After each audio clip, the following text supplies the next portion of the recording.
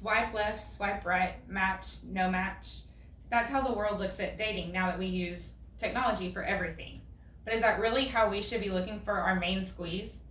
We really don't know who we're talking to when we use a dating app online. We could think we're talking to a very genuine person. In reality, we're actually talking to a troll. Today, I'm going to tell you a few reasons why dating apps do not work. First reason we're going to talk about today is the lack of honesty. Then we'll talk about the higher expectations that some people tend to have using the apps. And lastly, let's talk about the awkward meetups. There tends to be a lot of lack of honesty in online dating app profiles, such as catfishing, embellishing, and of course cheaters. Many people on dating apps use pictures of someone else and pass it off as themselves. This is called catfishing. Many people also tend to embellish things about their lives. They may say that they're a lawyer, but in reality, they live in their mom's basement with no job and play video games all day. And then there's the cheater pumpkin eaters. People who get on dating apps say that they're single, but really, they're married and just looking for someone to have an affair with. Now that we've weeded out the liars, let's move on to some of the outrageous expectations people have.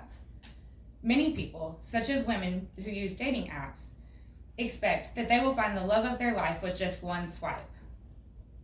But that's really that they simply will find the love of their life just by joining an app. Women also tend to think that they will meet Prince Charming using a dating app, but life is not a Disney movie. There are many people, both men and women, who believe that by using a dating app, they can find and marry someone who has money. But that's not likely going to happen with the use of a dating app.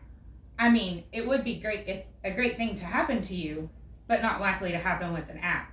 Unless you are using an app such as sugardaddy.com, but I still wouldn't expect to find marriage with that. Now that we've lowered our expectations, but only by a notch or two, let's move on to the awkward meetups.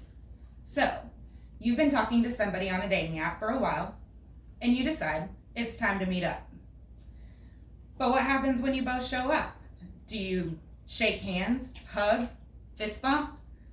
See what I mean? Awkward. Then they speak, and you find out that they have a really annoying voice.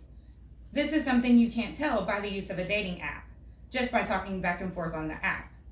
Now, you know that they have the worst voice ever, and you're stuck. The remainder of the date is going to be quite awkward and a little bit annoying for you. Then, what happens if you realize that the person that you thought was really interesting online is not as interesting as you thought?